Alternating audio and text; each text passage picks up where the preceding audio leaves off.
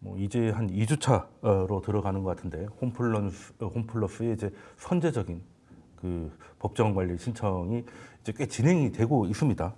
그런데 처음에는 뭐 개인 투자자들 이런 분들은 이제 피해가 없을 것이다 이런 얘기가 있었고 오히려 이자를 좀 탕감하기 위해서 좀 선제적으로 했다는 게 MBK 주장이었는데 꼭 그렇게 되는 것 같지는 않습니다. 또 그리고 홈플러스에다가 직접적으로도 투자하신 개인 투자자들도 꽤 계시다는 채권을 사신 분들이 꽤 계시다는데 그분들의 규모가 한 2천억 정도 된다는 게 이제 보도로 나오고 있는데 그러면 평론가님 그 개인 투자자들도 지금 손실을 볼 수 있는 위험에 노출돼 있는 겁니까? 그렇습니다. 당초 네. 홈플러스 사태가 이제 처음에 발발했을 때만 네. 해도 앵커님 말씀하신 것처럼 뭐 전체 금융 채무가 얼마였냐 네. 또는 뭐 그것까지 포함 일반 채무까지 했을 때 뭐 4조다, 5조다 이런 그랬죠. 얘기했고 그 중에 가장 그러면 크게 채권을 갖고 있는 네. 거는 뭐 메리츠로 우리가 지목이 돼서 뭐 한 1조 2천억이고 뭐 실제 은행권에서는 뭐 한 1,000억 내외고 그러다 보면 이제 담보를 갖고 있는 전체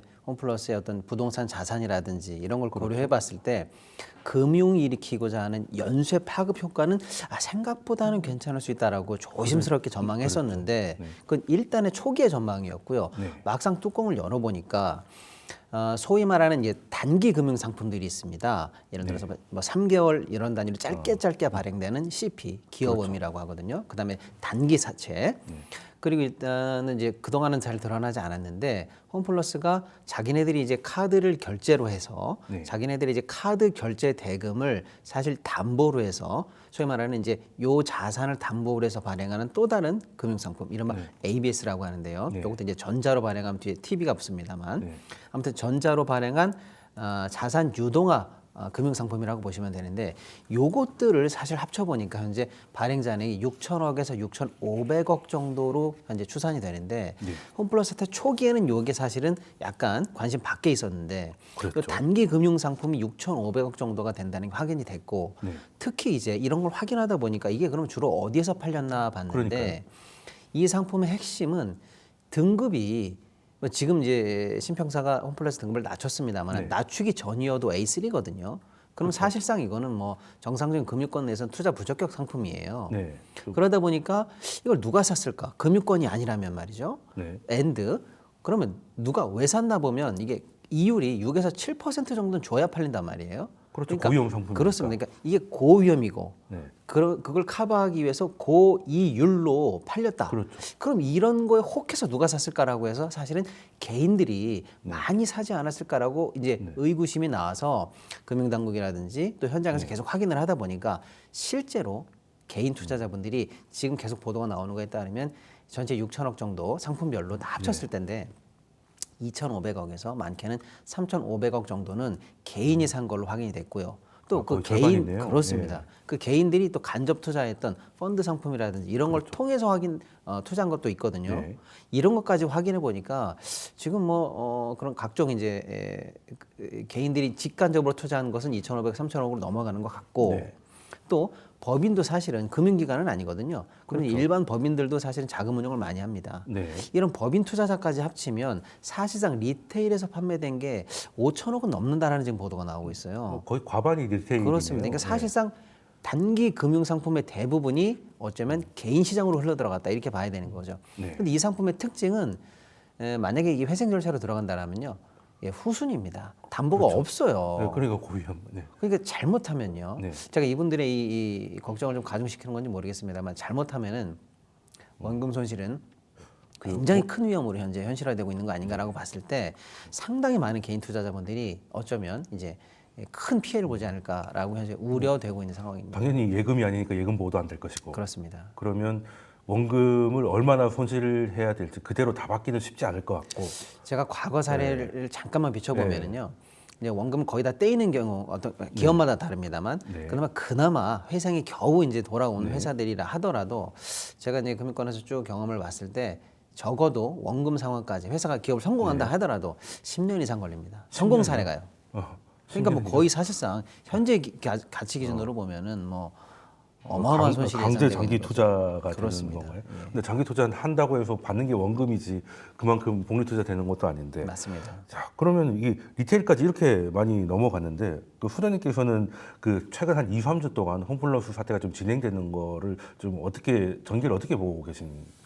그러니까 이제 서서히 이제 그 수면 아래 가라앉았던 것들이 좀 올라온다라고 좀 말씀드릴 수가 있겠죠. 근데 안타까운 것은 현재 지금 이렇게 계속해서 지금 평론가님 말씀하신 채권을 판매된 게 이들이 그 회생 신청 전까지도 끝까지 그거를 발행해 왔다라는 것이 더욱 더 우리를 좀 이렇게 경악하게 만드는 그런 부분들이다라고 말씀드릴 수 있겠습니다. 문제가 있는 거죠. 그들이 얘기할 때는 이게 이제 마지막 이 채권을 발행한 이후에 이틀 있다가 이제 했다라고 하는데 채권을 발행하기 전에 이미 그것을 알았다라는 게 현재 지금 그 심증들이 나오고 있는 거 아니겠습니까? 이제 금융당국이 조사를 해야 되는 건데 신용등급이 떨어지는 걸 알면에도 불구하고 이런 것들을 발행했다라는 것은 굉장히 좀 문제가 있지 않을까 싶습니다. 근데 투자자분들도 좀 아셔야 되는 게 이게 이들이 발행한 게 이제 기업어음도 있지만 자산유동화 전자단기사채라는 게 있습니다. 이게 금융권에서 나름 그러니까 새로운 어떤 투자 상품으로서 인기를 좀 끌고 있는 건데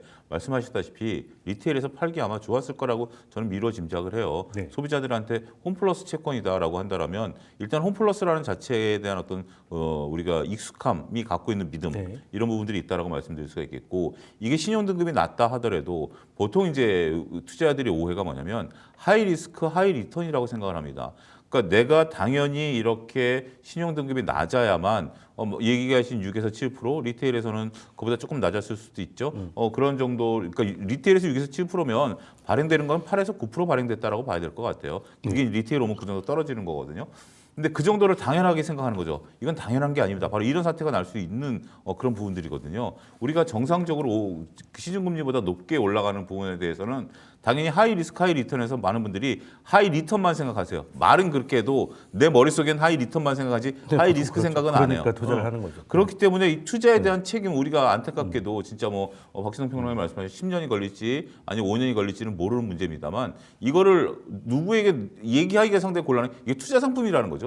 본인 투자상 물론 이제 본인이 이것을 인지했냐 못했냐라는 것은 금융기관하고 다투는 문제이지 저는 이 부분에 대해 그러니까 그런 부분들을 좀 짚고 넘어가야 될 것 같고 자 이제 어쨌든 벌어진 일이고요. 이거 이제 지금 스스로가 이것을 막아내겠다라고 지금 현재 홈플러스가 얘기를 하고 있는 상황인데.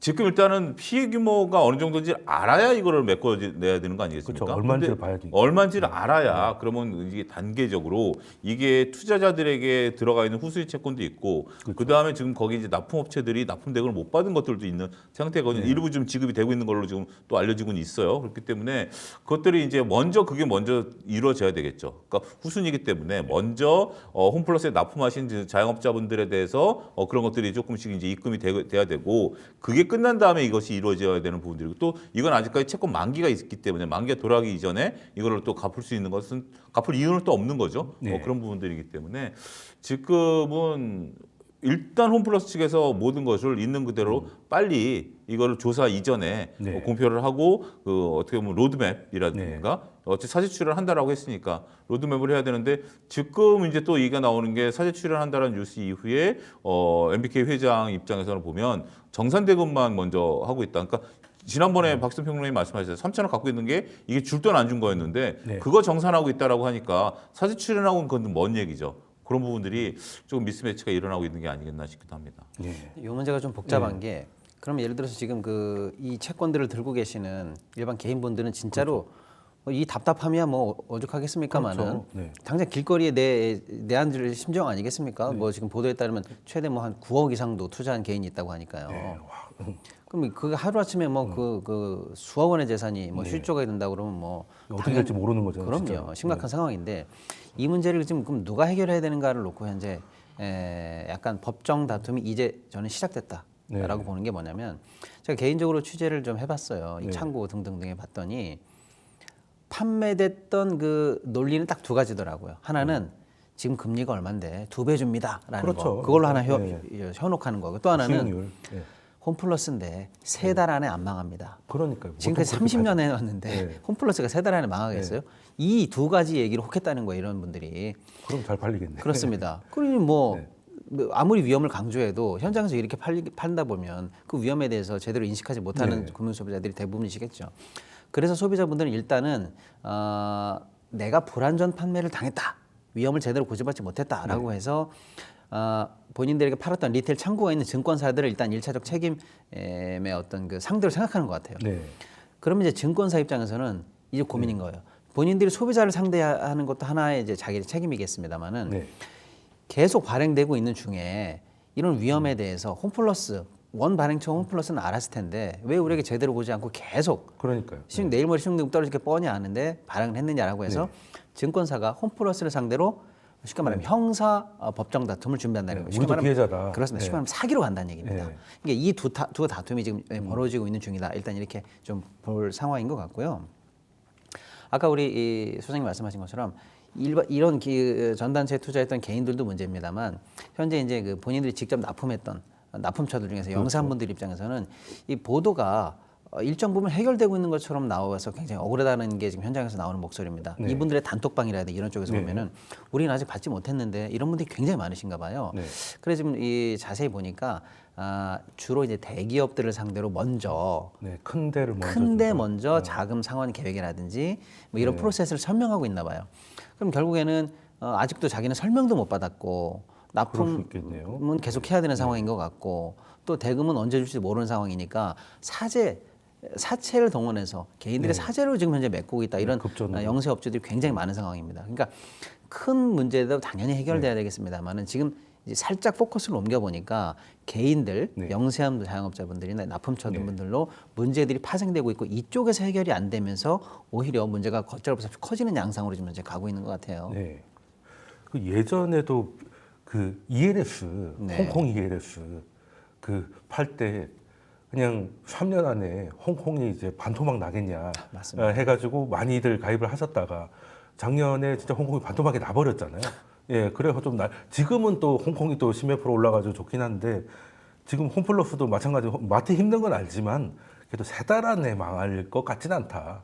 그리고 이자가 6, 7%면 지금 시중은행은 이제 3%짜리 다 엎어졌잖아요. 네. 그러면 2배가 사실 넘는 건데, 야, 그러면 참 애매하긴 하겠네요. 그러면 증권사 입장에서도 이게 우리를 거짓말하게 만든 게 홈플러스다라고 주장할 수도 있을 것 같고, 제일 중요한 거는 홈플러스가 언제 알았냐겠네요. 그래서 이제 홈플러스가 도대체 신평사와 네. 결정적으로 신용등급 하락에 대한 네. 논의를 언제부터 했고 네. 또 본인들은 하시라도 신용등급이 떨어질 것을 예상했느냐. 네. 요게 일단 앞으로 이 진실 게임의 네, 키가 될 것 같은데요.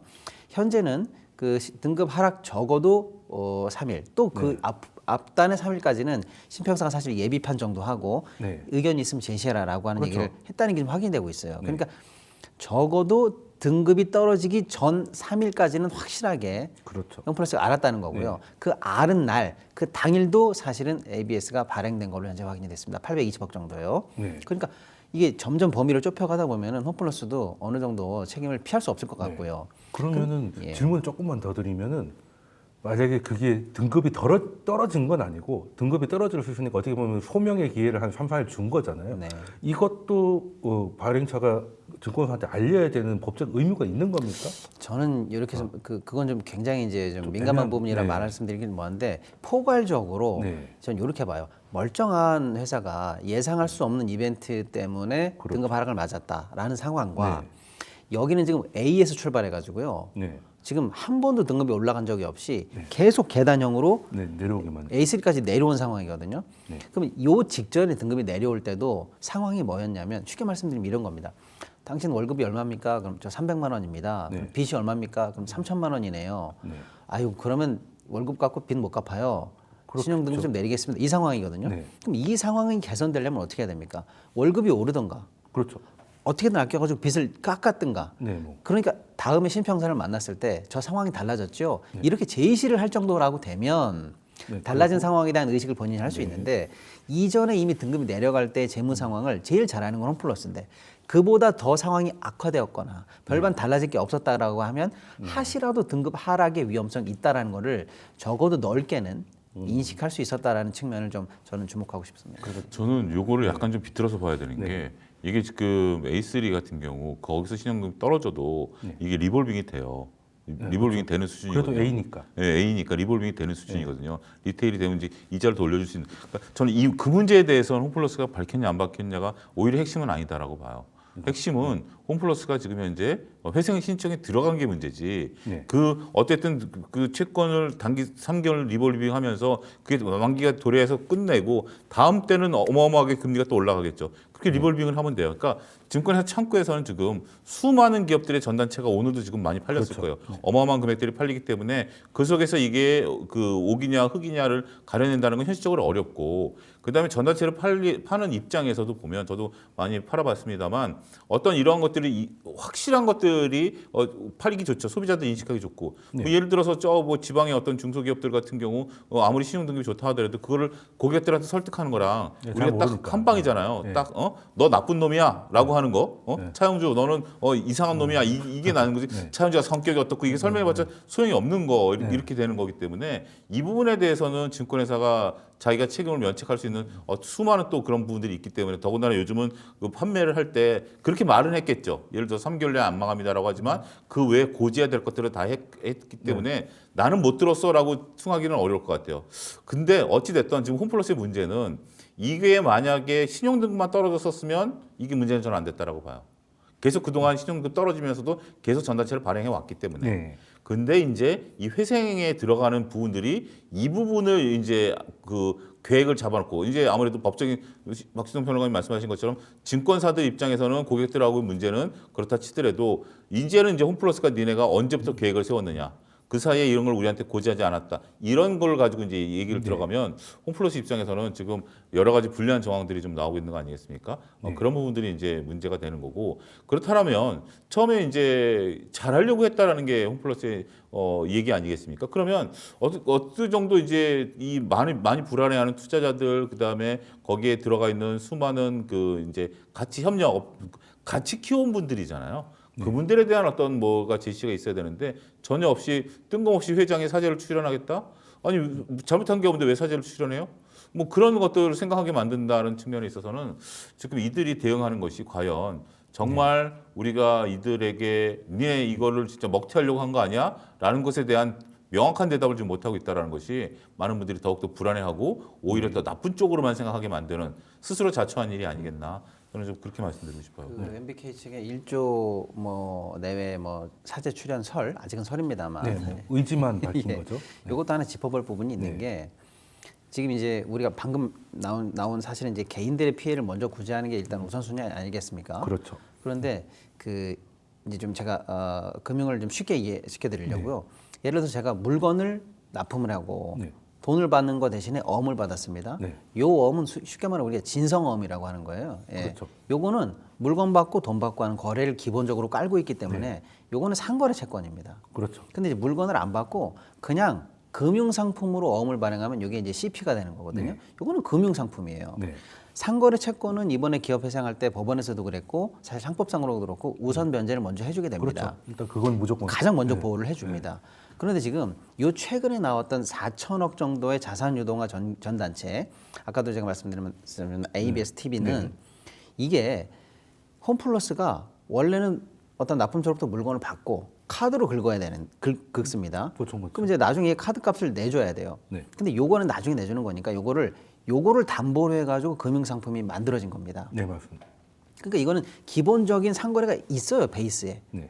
그걸 베이스로 놓고 그래서 이제 어셋 베이스드거든요. 네. 그러니까 어떻게 보면 상거래 채권인 것처럼 보이고 아니면 요걸 베이스로 해서 금융상품을 만들었기 때문에 네. 이걸 금융상품으로 봐야 되는지가 조금 애매합니다. 네. 그래서 이 상품을 빨리 이 상품을 통해서 빨리 좀 어떻게 좀 채권을 보전을 받거나 안정적으로 보호받고 싶은 투자자분들은 이거 상거래 채권으로 인정해 주십시오. 그래서 우선순위로 우리는 좀 변제받게 해 주십시오라는 주장이 있는 거고요.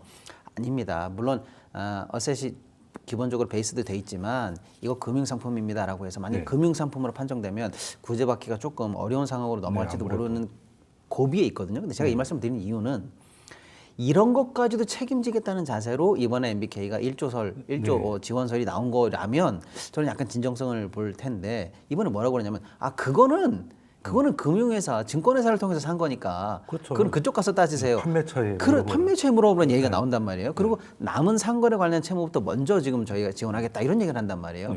그러니까 이것도 피해 입은 영세한 업체들이나 개인들에게 풀로 뭔가 좀 최선을 다하겠다는 진정성으로 보기에는 좀 한계가 있는 입장이다. 저는 그 말씀을 좀 드리고 싶은 거예요. 뭐 헤드라인은 사대 출연이라고 말을 하고 있는데 예, 그리고 상거래 채권을 범위가 어디까지인가? 다 갚겠다 이렇게 해서 네. 진정성 있게 그건 보이지만 뭐 당연한 거니까. 아까 그 4천원 그거는 빼고요. 뭐 이런 식으로 해석된단 말이에요. 네. 네.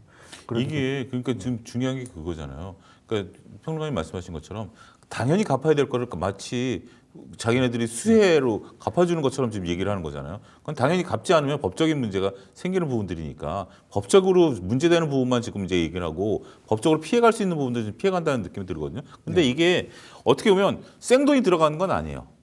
법적으로 해야 될 것들을 하면 이게 자연스럽게 이제 돌아가면서 이게 순환이 되는 부분들이거든요. 우리가 문제가 되는 것들이 돈이 돌아야 되는 것이 막히었을 때, 돈맥경화가 생겼을 때 그게 이제 우리 몸의 병인 것처럼 이 기업의 병이 되는 건데 지금 이제 돈맥경화를 스스로 일으킨 거잖아요. 갑자기 모든 걸 일시에 딱 회생에 들어가면서 모든 채무를 동결시켜 버렸기 때문에 딱 일시에 됐었던 부분들인데 그 전에 풀어내지 못했던 것들이 이제 누적이 돼서 저처럼 운동 안 하고 이렇게 살만 찌우다가 이제 돈맥경화가 온 건데 이제 진단을 받은 거죠. 진단을 받은 거죠. 이제 그 돈쌤도 조심하십시오. 이제 뭐 이런 부분. 이주 프로젝트 이런 거 해야지. 예, 뭐 이제 약간 뭐 좀 저희가 뭐 죄송합니다. 뭐 농담할 분위기는 아닌데 이러한 부분들에 대한 것들. 그러니까 지금 평론가님 정확히 짚어주신 것 같아요. 그러니까 법적인 부분과 그러니까 명확히 법적인 부분들, 법적으로 다툴 수 있는 여지가 있는 부분들을 구분해서 한다라는 게 그게 서로 그렇게 한다 하더라도 초반에는 지금 이제 그 설을 하면서 이제 설을 냈다는 것은 간을 보겠다라는 거거든요.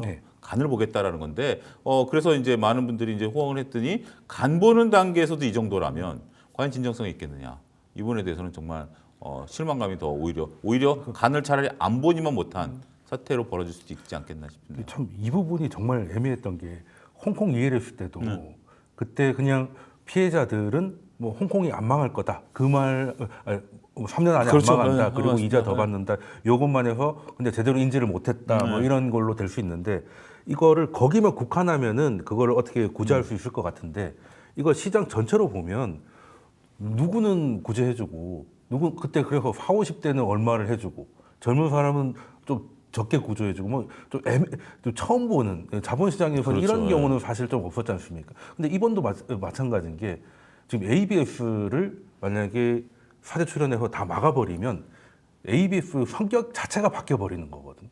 그렇죠. 그 담보부 채권이 그 뒤에 대부자가 하나 붙는 거지 않습니까?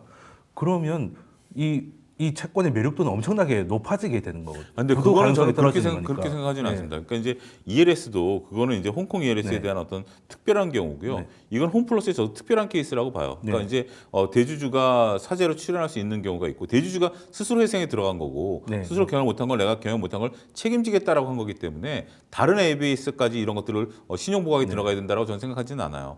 어차피 근데 이제 선례를 만들 수 있다. 그 하나의 저는 예의지 선례라고 보여지지는 않는 거죠. 왜냐하면 예를 들어 홈 마이너스가 있는데 똑같은 일이 벌어지면 우리도 홈플러스처럼 구해주세요. 물론 그렇게 얘기를 할 수 그럴 있지만 있잖아요. 그거가 어떤 하나의 어떤 그 법적인 근거가 되는 건 아니죠. 법적인 일단 근거가 되는 건 아니기 때문에 좀 돈 많은 사람이니까 좀 이건 해주는 거고 어떻게 보면 자연스러운 그런 것도 또 틀린 말은 아니에요. 만약에 MBK에서 또 이렇게 발행하면 MBK에서 발행한 거니까 우리가 뭐 믿을 수 있지 않겠느냐. 그런 지적이 충분히 있을 수 있겠죠. 그리고 우리가 이제 이게 대기업에서 발행된 거냐, 중소기업에서 발행된 거냐, 뭐 물론 볼 수도 있겠죠. 물론 가능성은 있긴 있겠습니다만, 여러 가지 이제 따지긴 해야 되면 지금 이제 그런 어떤 선례보다는 지금 현재 스스로가 어떤 뭐 경영에 대해서 못했던 부분들을 또 충분히 메꿀 수 있다라고 한다라면 저는 서로 그런 선례를 만든다 하더라도. 그런 부분들이 잘 해결되는 방향으로 가야 되지 않겠는가. 제가 예전에 약간 채권을 만지던 일을 해가지고 만약에 이런 게 ABF까지 담보로 막아주잖아요. 그러면 뒤에 MBK 같은 게 있는 ABF하고 그렇죠. 제가 진짜 레알 ABF하고 금리 차이가 확 벌어져서 벌어질 시장이 수 이건 깨지는 문제거든요. 그렇죠, 어떤 맞습니다. 의미에서 그 시장의 부분은. 하이라키가 완전히 무너지는 상황이 그러니까요. 사실 우려되는 부분도 있습니다. 네. 그래서 참 피해자들 보면 구제를 해야 될 것 같고 시장을 보면 이거 룰이 깨지는 거니까 네. 참 어떻게 진짜 보면 레고랜드 곤란하다. 네. 사태에 이게 시발점도 레고랜드와 연결 안 됐다고 볼 수는 없습니다. 레고랜드 같은 경우 이제 지방채는 국채에 준했던 건데 그게 이제 되면서 채권 시장에 한번 큰 논란이 온 거 그렇죠. 아니겠습니까? 그 강원도가 보장을 해주다가다 뒤로 빠지니까 예, 뒤로 리스크가 확 커진 확 거잖아요. 커진 거죠. 네. 그러니까 이제 그 이제 건설체들이 다 이제 그 뒤에 있는 PF들은 다 그냥 막 네. 흔들려 버리는 것처럼 막 그런 부분들이 충분히 그러니까 생길 수 있다라는 의외의 충격이 있을 수 있다. 그렇죠. 그리고 예. 피해는 대부분 큰 자금이 없는 그렇죠. 중소기업에 몰릴 가능성이 좀 높다는 건데 뭐 개인 투자자 얘기들도 많이 했습니다만 보통 이게 채권이 이렇게 잘못되면 채권도 보통 주식이 잘못되는 건 뭐 이해할 수 있잖아요. 뭐 그건 말 그대로 주주니까. 그렇습니다. 근데 채권은 위험이 딱 하나지 않습니까? 디폴트만 안 생기면 되는데 문제는 그 디폴트가 생길 것 같이 돼버린 상황이잖아요. 그러면 살려주면 디폴트만 면할 수 있다면 저기 나라에서 기금도 좀 넣고 하지 않습니까? 공적 자금 같은 것들. 그러면 여기에 들어가 있는 자금들이 있을 것 같은데 혹은 또 들어가게 될 자금이 있을 것 같은데 잘못 들어갔다가 뭐 세금도 날릴 수도 있는 개인 투자자뿐만 아니라 국고도 날릴 수 있는 위험이 있을 것 같은데 이 상황에 대해서는 평론가님께 어떻게 진단하고 계십니까? 지금 한 두 가지 정도로 현재 얘기가 나오는 것 같아요. 네. 하나는 국민연금이 소위 말하는 상환전환우선주 네. RCPS를 통해서 한 6천억 정도를 네. 투자한 것 같고요. 그 다음에 이 사실은 등급이 낮아가지고 웬만하면 금융 상품을 만들기 어려운 상품들에 대해서 신용보증기금이 보증을 하는 그런 상품이 좀 있습니다. 그렇습니다. 그거 이제 프라이머리 채권 담보부 증권 뭐 이렇게 얘기를 하는데 그것도 지금 현재 보니까 신용보증기금이 이 800억 조금 넘게 보증을 한 것 같아요. 야, 그리고 아까 좀 전에 말씀드린 그 RCPS는 국민연금은 한 6천억 내외 들어간 네. 것 같고요. 그 공제회, 네. 경찰 공제인가요? 뭐 그쪽에서 조금 더 그런 공제에서 많이 합니다. 또 들어가 있고. 이자가 높으니까. 새마을금고도 좀 들어가 있는 것 같아요. 그러니까 받을 이제 수 없죠. 아예 뭐 새마을금고는 뭐 그러면 공적기관이다 이렇게 말하기는 어렵습니다만은 그래도 국민연금은 공적기관이고 그다음에 그 신보도 마찬가지고요.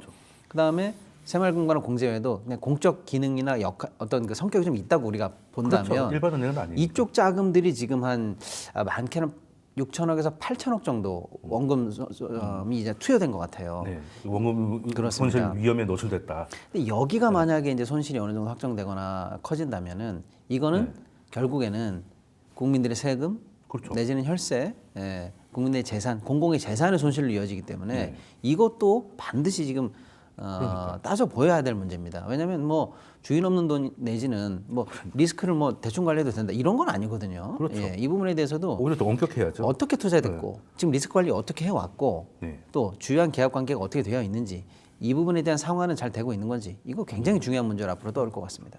네, 그래서 이게 또 기금이 다 이렇게 소위 말하는 몸빵을 다 해주면 또 이게 또 모럴 해저드를 안 되면 뭐 나라 돈으로 메우면 되지 또 이런 게 되는 문제가 있다 보니까 사실 리테일도 중요하지만 이 공적 자금이 들어가는 거에 대해서는 좀 더 엄격해야 된다는 생각을 좀 가지고 있는데 그리고 사실은 지금 이제 왜 이 문제를 자꾸 축소하려는 보도가 좀 나오고 있는데 처음에는요 국민연금만 해도 1조 손실설 이렇게 얘기가 나왔습니다. 네. 왜 이게 왜 나왔나 봤더니 이거저거 있습니다만 어쨌거나 국민연금의 투자 원금을 6천억이라고 봅니다 대충요.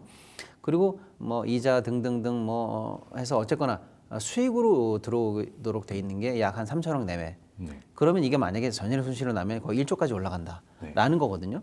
근데 지금 국민연금이 해명하기로는 저희가 원금 6천억대 투자인 건 맞는데 그동안 뭐 리파이싱이나 이자나 등등등 해서 3천억 정도는 받았습니다라고 하는 거예요. 그러니까 원금 6천억 대비 3천억이 들어왔으니까 많이 잃어봐야 3천억 손실이다 이렇게 얘기하는데요. 그렇게 볼 문제가 아닙니다. 그것도 지금 이게- 긍정해로 받던데요. 그러니까요. 이게 지금 투자된 거는 2015년, 10년 이때입니다. 네. 그때 예를 들어서 좀 무식한 얘기입니다만 엔비디아에 투자했으면 어쩔 뻔했습니까? 기회비용도 있으니까. 그럼요. 그러니까 그동안 법적으로 제도적으로 자기네들 투자액에 근거해서 벌어들이기로 했던 그렇죠. 3천억 내외 기회비용 손실을 봐야 되는 거예요. 그렇죠. 그러니까 지금 현재 기준으로 7천억 이상 손실 위험 구간에 들어갔으면 이렇게 말을 해야 되는데 자꾸 이 위험성을 낮추려고 뭐 3천억 손실 구간밖에 안 됩니다라는 식의 물론 3천억 큰 적은 돈이 아닙니다만 이런 식으로 자꾸 공적인 부분에 있어서 지금 손실을 조금씩 뭐랄까 은폐한다 그럴까요? 좀 누르려고 하는 좀 이게 좀 줄이고 싶은 줄이려고 마음. 하는 이런 네. 거 좀 경계해야 된다고 봅니다. 저는. 예. 네, 저도 이거 리테일 같은 거 얘기 나오는 거 보면 사실 공제나 이런 데서 주로 많이 이런 거를 투자를 많이 하거든요. 개인들이 뭐 CP나 이런 데 투자하는 건 그렇게 흔한 일은 아니잖아요. 근데 신용등급이 계속 내려가니까 공제분들은 이제 전문 딜러들이 있으니까 좀 위험하다, 좀 줄여라 이렇게 할 수 있으니까 그래도 리볼빙을 할 수 있는 마지막 신용등급에서 홈플러스라는 대중적인 브랜드를 이용해서 저는 리테일로 소화시켰다고 생각을 하거든요. 그러다가 리볼빙이 불가능해진 B등급으로 떨어지니까 그냥 두 손 다 들어버린 거 아닌가 이런 생각이 저는 직관적으로 좀 드는데 그래서 지금 여기서 중요한 거는 물론 이제 증권사 중에서도 일부는 형사고소로 진행을 하고 있다라는 건데 이게 아까도 잠깐 얘기 나왔습니다만 강등 사실을 정황적이든 아니면 서면적 통보든 간에 그러니까 통보까지는 안 왔겠죠. 근데 온 거나 다름없는 뭔가를 좀 인지했었다는 게 최근에 보도들 얘기인 것 같아요. 만약에 이렇게 되면 법적으로는 이제 문제가 좀 책임이 커지는 거겠죠. 예, 그렇습니다. 이게 그 현재 지금 MBK 파트너에서 홈플러스 밝힌 게 이제 25일 날 이제 그 통보가 그 얘기가 지금 들어간 걸로 좀 이제 얘기가 진행 중인 게 25일 날 이제 얘기가 진행 중이었는데 현재 지금 홈플러스는 27일 날 오후에 통보받았다라고 얘기를 해요. 그러니까 이틀 사이인데 이게 왜 이틀 사이가 중요하냐? 라고 하면 25일 날 강등될 걸 알았다라고 지금 확인이 됐는데 이날 820억 원의 자산유동화증권이 발행이 됐어요. 그러니까 이게 발행이 안 됐다라면 25일 날 알았던 27일 날 알았던 상관이 크게 문제되지는 않았겠죠. 네. 뭐 그거에 대해서 뭐 우리 뭐 가능성 있어라고 얘기한 거지 통보받은 건 아니니까 그럴 수 있는데 이게 가능성 있다라는 얘기를 들었음에도 물론 이제 그 전에 그 발행 계획이 있었겠죠. 그러면 25일 날 발행했던 걸 취소했어야 되겠죠. 그리고 신용등급을 낮춰진 걸로 발행을 했어요. 새로이 고지를 해야겠죠. 새로이 고지를 했어야 되는데 요 820억이 지금 현재 요 부분에 대해서는 충분히 문제가 될 거라고 봐요. 그 전에 발행됐던 한 2천억에 대해서는 뭐 어떻게 조금 우리가 그 전에 정상적으로 발행된 거니까. 근데 요 820억은 인지하고 발행된 거니까 이거는 문제가 좀 될 수 있다라는 부분들을 우리가 얘기를 해야 되겠고 앞서 또 우리가 이제 각종 기금들에 대해서 얘기를 하면 기금 담당 운영자들은 좀 억울해할 수도 있어요. 지금 내가 하고 있는 데가 한두 군데도 아니고 일일이 내가 홈플러스 이 정말 어떻게 보면 내가 운영하고 있는 규모에 있어서는 얼마 안 되는 돈인데 여기까지 신경을 써야 되느냐라는 부분들인데 물론 뭐 직장 근무해본 경험으로 보면 충분히 그렇게 얘기할 수도 있는 부분들은 있겠죠. 근데 지금 이제 돈쌤께서 얘기하신 것처럼 전형적인 방법으로 이게 왔다라는 거죠. 네. 이게 기관들 대상으로 채권을 발행하다가 안 될 때 리테일로 왔을 때 그리고 신용등급이 점점 떨어지고 한두 개 더 떨어지면 문제가 됐다는 걸 알았다라면 그게 이제 그런 조항이 과연 없었겠느냐라는 거죠. 네. 그런 조항들에 따라서 미리 조기 회수 노력조차 했느냐 안 했느냐도 네, 상당히 문제가 된다라고 봐요. 그러니까 처음에 투자됐을 때 왜 홈플러스가 그때 들어갔느냐? 그거는 신이 아니고선 모르는 거죠. 그 자체를 문제 삼는 것들이 아니라 유지 관리하고 있는 상태에서 물론 수백 개 기업, 수천 개 기업들을 하고 있다 하더라도 그러한 정황들조차 파악하지 못했다라면 그건 혜택 사유가 분명히 될 수 있다는 부분이거든요. 그거에 대한 변명은 그들이 하기는 어려울 거예요. 그래서 정확히 그들에게 왜 여기 투자했어라고 얘기하는 게 아니라 이렇게 누구든지 알 수 있는 이 업계에 종사했던 사람들이라면 이렇게 흘러가면 결론이 어떻게 대부분 일어날 가능성에 대해 결론이 그렇게 안 일어난다 하더라도 리스크가 커지는 상태에서 관리를 못했다는 관리 책임 문제는 저는 분명히 거론할 수 있다라고 봐요. 네. 그리고 또 홈플러스 입장에서도 요 820억에 대해서는 이거는 어떻게 보면 빼박일 수도 있어요. 요게 이제 누가 알았느냐, 실무자가 알았는데 왜 보고를 못했다라고 꼬리 자르기 식으로 나올 수도 있긴 하겠습니다만 그거는 기업 입장에서는 뭐 할 수 있는 사유가 안 되는 부분들이죠. 그렇기 때문에 이 불안전 판매에 대한 부분들 이런 것들 그러니까. 지금 이제 투자하신 분들은 좀 구분해서 820억과 고전 투자자들이 좀 구분될 필요도 있지 않겠느냐도 말씀드리겠습니다. 저도 이 소장님 말씀에 일단 100% 동감을 하고요. 네. 근데 이제 홈플러스가 뭐라고 핑계 대나를 저는 봤어요. 왜냐하면 지금 이건 너무나 명백하거든요. 그러니까요. 이제 드러났어요. 그랬더니 이제 그러니까 27일 이제 기업 회생을 했지만 적어도 예비 평가 관련해서 떨어질 가능성이 있다는 걸 25일인가 최소한입니다. 이것도 그건 확실하게 좀 알았다는 얘기가 정황적으로 나오고 있지 않습니까? 그런데 이제 25일 날 발행된 게 지금 820억인지 50억인지 된다는 거예요. 홈플러스가 뭐라고 핑계대나 봤더니 아까 말씀드린 것처럼 이거는 카드 대금을 담보로 해서 발행된 거기 때문에 당일날 취소하기가 어렵다 그러면서 하는 얘기가 24일에 이미 세팅이 끝났기 때문에 전단체 관련한 매출이 카드 매출이 나왔기 때문에 그 세팅 값에 따라서 어쩔 수 없이 25일에 그냥 발행할 수밖에 없었다 이렇게 얘기하는데 저 이거 거짓말이라고 생각합니다. 당일 취소 가능해요. 그리고 그건 너무 편의적 발언 아닙니까? 그렇죠. 어제 해놓으려고 했으니까 오늘 상황이 바뀌었는데도 어제 한 대로 그냥 하겠다는 정확한 거 아니에요? 말씀이십니다. 그리고 우리가 뭐 예측할 수 없는 사유긴 합니다만은 종종 당일 취소되는 일이 있습니다. 뭐 회계가 뭐 잘못됐다라든지 저희가 뭐 내부적으로 더 검토하겠다라고 해서 물론 다소간에 시장에다가 미치는 영향은 있습니다만 부정적 영향은 있습니다만 좋은 일은 절대 아니긴 하죠. 예, 그럼에도 불구하고 당일 취소된 경우 있어요. 네. 근데 이건 명명백백하게 알았는데도 불구하고 뭐 여차저차한 세팅이 맞춰졌기 때문에 어쩔 수 없이 취소를 못했다는 얘기는 저는 이거 완전히 거짓말이다. 그리고 이거는 뭐 그냥 말이 안 되는 핑계다 이렇게 그냥 보고요. 실무적인 핑계를 대는 것이고. 그렇습니다. 네. 더군다나 그리고 이제 우리가 3일에 주목하는데요. 네. 예비 평가가 3일에 나왔다고 네. 얘기되니까. 근데 그게 중요한 게 아닙니다. 예비 평가가 통보된 게 3일이고 네. 뭐 우리 두 분 다 잘 아시겠습니다만 그러면 뭐 등급 하향 같은 중요한 이슈를 3일 만에 그러면 야 내일 모레 딱 3일 있다가 너희 등급 내려간다 할 말 있으면 지금 해봐 이렇게 이제 무지막지하게 교통딱지도 그거보다 더 길게 줍니다. 그렇게 하는 심평사는 없어요. 네. 우리끼리 얘기하자면 적어도 한 달에서 보통 한 그러니까 2달 정도. 최종적으로 3일이라는 거죠. 그렇죠. 2달 정도 컨퍼런스 콜도 하고 가보기도 하고 자금 담당자 불러가지고 어떻게 할 건지도 물어보기도 하고 그러니까요. 이거 다 합니다. 네. 그러니까 제가 볼 때는 이 3일도 거짓말이고 적어도 한두 달 이상의 기간을 두고 하락을 충분히 예상했을 수 있다 이렇게 봅니다. 그러니까 이거 몰랐다는 거는 예. 홈플러스 재무팀이 무능하다는 거밖에 안 되는 거예요. 아니 저는 거짓말이라고 보는 거죠. 네, 무능도 진짜 그런 무능은 몰랐다면. 없습니다. 네, 그러니까 모를 리가 없는데 진짜 몰랐다면 이번에 신규 채용해가지고 3개월 안 되는 분들만 있는 건지 뭐 그런 이해가 안 되는 상황이고 그 뭐 등급이 여러 등급이 있어가지고 그 시청자분들께서 좀 헛갈릴 수 있는데 A하고 B는 정말 천지 차이거든. 한 칸 차이지만 그러니까 원산지 위반이라고 봐야 돼요. 이거 중국산을 이제 국산으로 판 거나 다름없는 거거든요. 예, 그러니까 같은 A 등급 끝자락에 있는 거잖아요. 그러니까 기금 운용자 같은 경우는 이런 식으로 계속 추세적으로 내려가는 거를 매수하겠다 하면 그 보고서 다 써서 올려서 제가 받아서 자금 집행하거든요. 이게 개인들은 그렇게 안 하잖아. 그러니까 채권이라는 게 지금 이제 돈 쌤이 말씀하신 걸 좀 부연 설명하면 이게 A와 B가 엄격한 차이가 있다라는 게 A 상태라면 뭐 신용 등급이 낮아도 그렇게 큰 문제가 되는 건 아니에요. 그만큼 이자를 높게 받는 거니까. 근데 이게 우리가 점점 등급이 떨어져 B로 바뀌게 된다라면 B는 그 금융기관들이 인수할 수가 없습니다. 그러니까. 그 금융기관이니까 우리 채권이라는 게 발행을 해서 딱 3개월 돼서 이게 만약에 800억짜리, 820억짜리 됐다. 그럼 3개월 뒤에 820억을 갚는 게 아니라 다른 채권을 발행하니까 전단체는 3개월 단위로 끊어서 계속해서 발행해 왔다는 거예요. 그러니까 그 기업 입장에서 보면 예를 들어서 뭐 얼마 정도의 금액이 계속해서 부채로 남아 있는 거예요. 근데 단지 이것을 3개월 단위로 한 번씩 딱딱딱 끊어주는 거죠. 그럴 때 어떤 뭐 돈이 좀 들어와서 800억을 뭐 700억을 줄일 수도 있고 800억이 1000억이 될 수도 있는 부분들이고 그게 만약에 신용등급이 올라가면 이자율이 떨어지는 거고 신용등급이 낮아지면 신용등급이 낮으면 이자율이 올라가는 건데 이게 지금 A 단계에서는 모든 금융가들이 다 거래할 수 있기 때문에 아무런 문제가 안 돼요. 근데 지금 이렇게 셋 중에 두 분이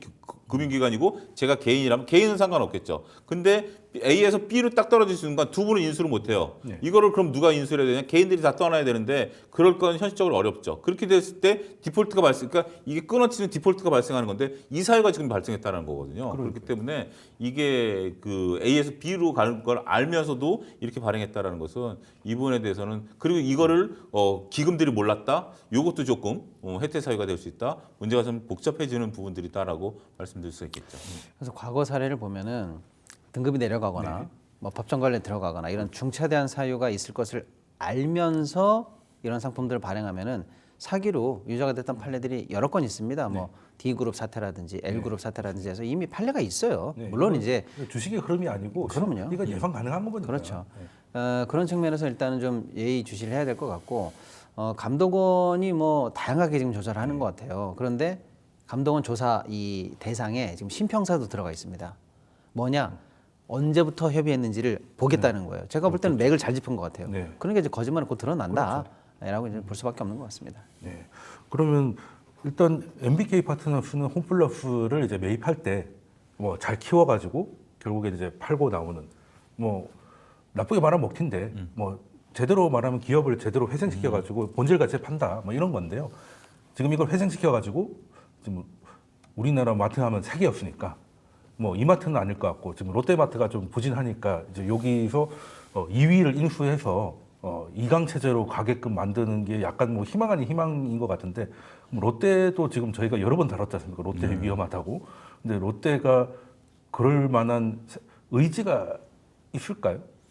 제가 볼 때는 돈은 둘째치고 네. 의지를 가질 이유가 없다라고 저는 보거든요. 네, 왜냐하면 마트 지금 산업이 마트 걸러서. 산업 자체가 현재 지금 이게 사양 산업이다 보니까 이 부분에 대한 것은 돈도 없을 뿐더러 왜냐하면 이거 채무 인수를 해야 되는 거잖아요. 뭐 예를 들어서 인수나 그러니까 그 돈을 주고 사지는 않더라도 최소한 부채 인수 과정을 통해서 이걸 이제 회생을 시키고 이제 만약 자기네들이 하던 일이 있으니까 이거를 이제 계속해서 이제 어음을 이제 하면서 물건이 많이 팔리면 그것들을 이제 할 수 있는 그런 부분들이 있는데 이거를 아무래도 좀 겹치는 부분들도 있을 거고요. 저희 어머님 사시는 지역은 홈플러스와 롯데마트가 겹칩니다. 그 건물 양쪽에 마주보고 있거든요. 그러면 이것도 좀 문제가 될 수 있는 부분들도 있고요. 여러 가지 부분들이 있고 더군다나 이게 지금 이제 막 우리가 한 10여 년 전만 하더라도 그러니까 MBK가 홈플러스 인수할 당시만 하더라도 어느 정도 가능성이 좀 있어 보였겠죠. 근데 우리가 코로나 이후에 소비 패턴이 완전히 바뀌어 버렸기 때문에 이런 부분에 대해서 조금 어렵지 않을까라고 좀 말씀드릴 수가 있겠고 롯데도 뭐 지금 망해가는데 사가지고 잘 키우겠다 그렇죠. 뭐 이것보다 그것도 또 마트가 힘들면 롯데 카드도 좀 매각하려고 하는 것 같은데 거기서도 지금 롯데가 뭐 카드사 뭐 이런 것 때문에 문제는 아닌 것 같으니까 지금 또 법정 얘기가 나오면 MBK에 대한 신뢰도가 떨어지니까 그 롯데 카드를 살려고 하는 사람들도 좀 의심을 좀 하게 될 수밖에 없는 상황으로 좀 더군다나 진행이 지금 되고 MBK가 지금 있는 것 이제 같습니다. 국세청 세무조사 들어간다라고 하니까 네. 이게 이게 좀 끝날 때까지는 세무조사 조사 사국이 뭐 들어갔으니까 홈플러스는 물론이고 롯데카드도 매각이 좀 쉽지 않겠다는 걸로 해서 일단 저희가 홈플러스 얘기는 좀 오늘 좀 채권 이야기 조금 낯설긴 하지만 최대한 쉽게 풀어드렸다고 생각을 하고 그럼 두 번째 주제로 이어가도록 하겠습니다.